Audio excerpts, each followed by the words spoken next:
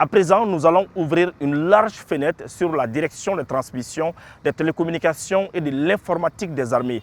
Un de nos reporters nous présente les différentes sous-directions. Une armée forte et puissante en ce XXIe siècle, c'est une armée bien équipée, mais aussi et surtout une armée à la pointe de la technologie. L'usage des technologies de dernière génération en matière d'information et de communication pour coordonner les opérations permet justement d'avoir une longueur d'avance sur l'ennemi. Dans l'armée malienne, ce rôle crucial est dévolu à la direction des transmissions, des télécommunications et de l'informatique des armées.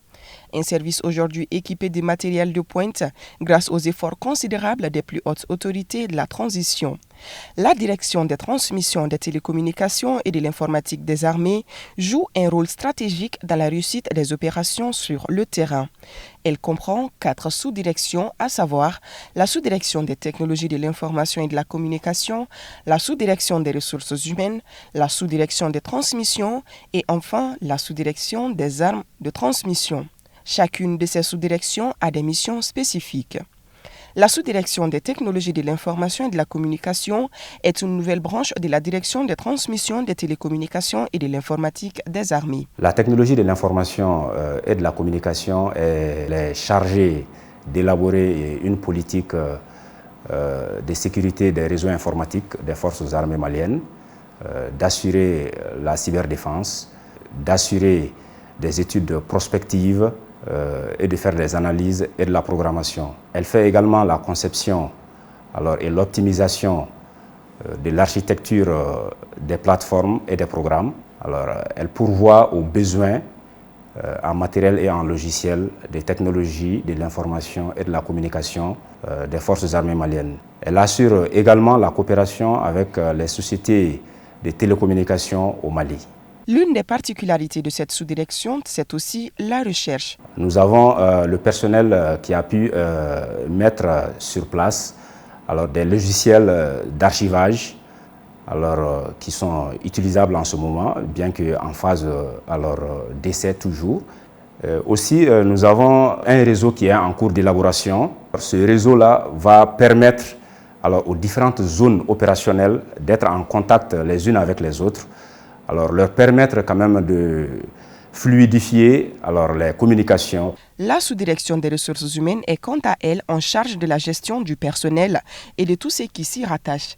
Elle comprend 3 divisions. La division administration et gestion du personnel, la division chancellerie et contentieux et enfin la division recrutement, formation et emploi. Les missions liées à la sous-direction ressources humaines de la DTTA, entre autres, elle est chargée de la gestion du personnel et assurer le besoin en matière de formation et de recrutement, assurer le suivi des stagiaires à l'intérieur et à l'extérieur du pays, et également assurer le suivi et la mise à jour des données relatives au SIJPD, c'est-à-dire le système intégré de gestion de personnel de la défense. La sous-direction des ressources humaines regorge aujourd'hui de spécialistes et d'ingénieurs. Elle gère également l'aspect bancarisation du personnel de la défense.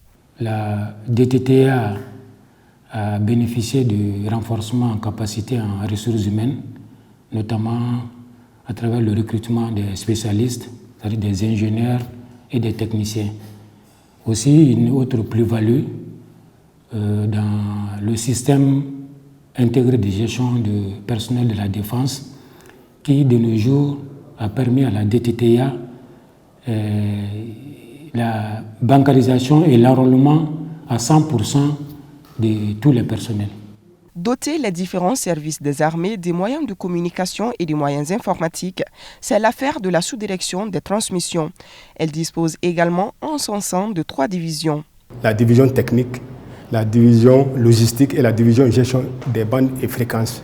La division technique s'occupe des services radio, tout ce qui est technologie radio, les installations, les dépannages. Donc il y a la section téléphonique aussi. On a des techniciens téléphoniques comme on a des techniciens en radio. Cette section s'occupe de tout ce qui est entretien des infrastructures réseau qui sont dans les différentes structures du ministère de la Défense. Ils font les entretiens, les installations, tout.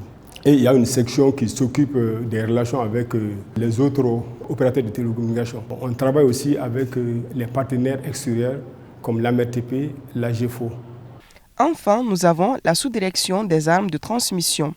Cette sous-direction dispose d'un centre de suivi des opérations et des liaisons entre les unités.